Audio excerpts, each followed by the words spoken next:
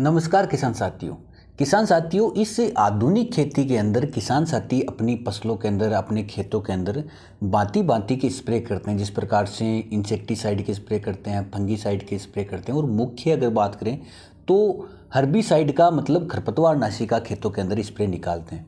और इस आधुनिक खेती के दौर में किसान साथियों से गलती होना भी संभव, क्योंकि इंसान गलती का पुतला है। तो साथियों, कई बार बीज विक्रेताओं से गलतियां हो जाती है, कई बार किसान साथियों से अनजाने में गलतियां हो जाती हैं और वो अपनी फसलों के अंदर, मुख्य बात करें हर्बिसाइड की, तो अपनी फसलों में सेलेक्टिव जो हर्बिसाइड जैसे 2,4-D है, वो गेहूं जई के लिए हर्बिसाइड सेलेक्ट है, मतलब वो सिर्फ अन्य घासों को जलाएगा, मतलब गेहूं को नहीं जलाएगा। उसी प्रकार से एमिरा थापर है, वो अपने ग्वार की फसल है, मूंगफली है, उसके लिए सेलेक्ट है, तो मतलब ये उन फसलों को नहीं जलाएगा, बाकी जो कोई भी फसल हो या फिर घास हो सबको जला देगा। तो ये सिलेक्टिव हर्बिसाइड हो गए। अपना ग्लाइफोसेट है वो सबको जला देगा।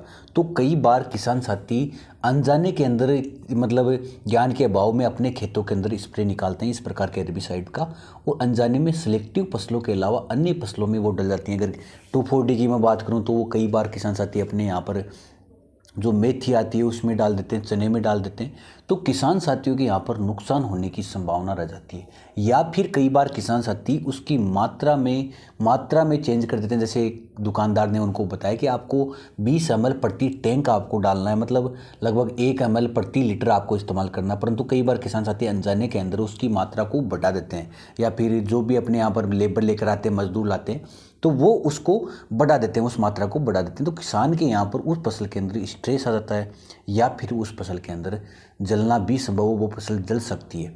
तो किसान साथी इसके लिए अपने यहाँ पर क्या करें, तो साथियों इसी बारे में अपन चर्चा करेंगे।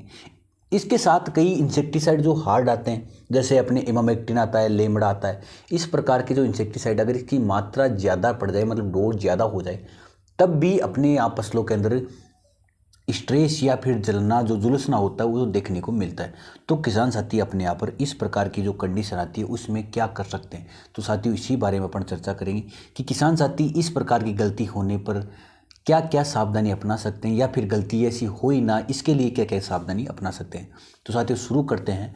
शुरू करने से पहले मैं बताऊंगा, अगर वीडियो आपको अच्छा लगे तो वीडियो को लाइक कर सकते हैं, हमारे चैनल पर नए हैं तो चैनल को सब्सक्राइब कर सकते हैं, साथ ही बेल आइकन दबा सकते हैं, ताकि ऐसी ही अन्य जानकारी हम आपके लिए लेकर आते रहते हैं और उसका नोटिफिकेशन आपके पास आ जाए, ताकि आप उसको जल्दी से जल्दी देखकर अपने यहाँ पर खेतों के अंदर उसको इस्तेमाल कर सकते हो, उस जानकारी को, और अच्छा उत्पादन अपनी फसलों के अंदर ले सकते हैं। तो साथियों शुरू करते हैं। साथियों सबसे पहले आपको सावधानी ये रखनी है कि अगर आप अपने यहाँ पर किसी प्रकार के हर्बिसाइड का, इंसेक्टिसाइड का स्प्रे कर रहे हैं, तो आप जो भी टैंक इस्तेमाल कर रहे हैं, जैसे छोटा वाला बैटरी वाला टैंक आता है उसका इस्तेमाल कर रहे हैं, पावर स्प्रे इस्तेमाल कर रहे हैं, या फिर जो ट्रैक्टर माउंटेन स्प्रे, मतलब ट्रैक्टर वाली जो टंकी आती है उसका इस्तेमाल कर रहे हैं, तो आप ध्यान रखिए कि उसके अंदर पहले किसी हर्बिसाइड का इस्तेमाल ना किया गया हो, पहले किसी खरपतवारनाशी का इस्तेमाल ना किया गया हो।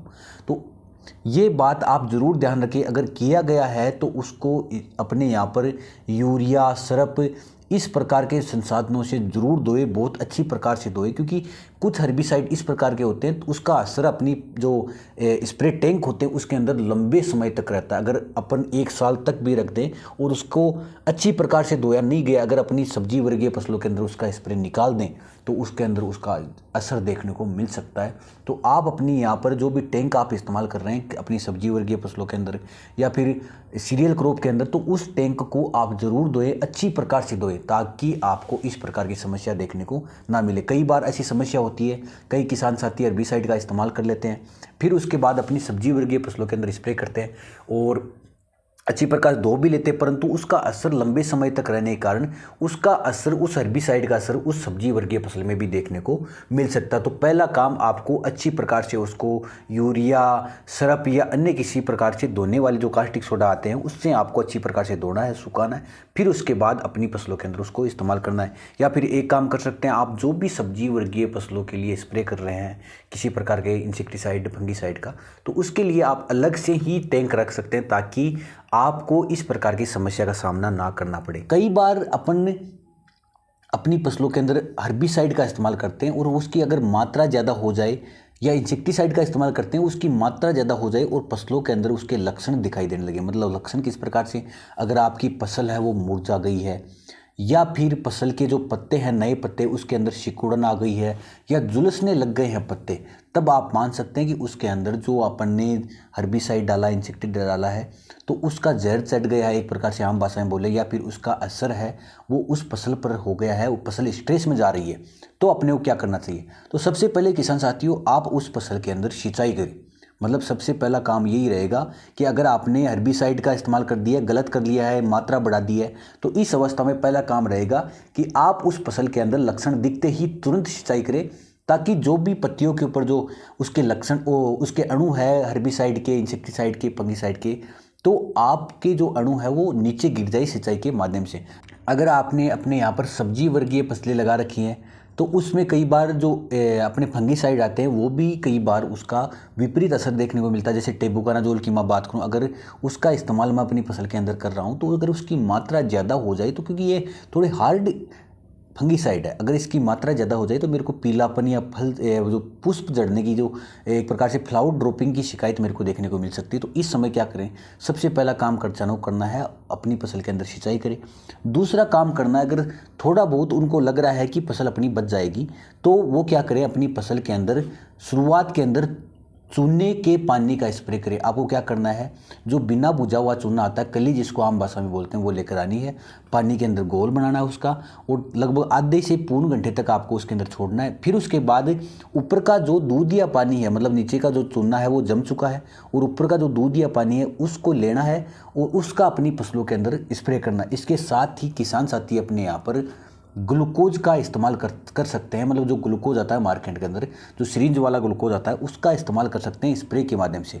अगर स्प्रे के माध्यम से करेंगे तो एक प्रकार से फसल को इंस्टेंट एनर्जी मिलेगी, जिससे क्या होगा? फसल के अंदर एक प्रकार से उस जहर के खिलाफ लड़ने की, रोग प्रतिरोधक या जहर के खिलाफ लड़ने की प्रतिरोधक क्षमता उत्पन्न होगी, ताकि फसल उसके साथ लड़ सके, उस जहर के खिलाफ लड़ सके, और एक प्रकार से इंस्टेंट अपनी ग्रोथ कर सके, इंस्टेंट ऊर्जा प्राप्त कर सके। इसलिए अपन उसके अंदर ग्लूकोज भी मिला सकते हैं। इसके साथ ही आप उस फसल के लिए अपने यहाँ पर उस स्प्रे के अंदर मट्टी का इस्तेमाल कर सकते हैं। मट्टी मतलब जिसको आम भाषा में छाछ बोलते हैं, उसका इस्तेमाल भी कर सकते हैं। अगर मात्रा की अपन बात करें तो आप चूने का पानी ले लीजिए।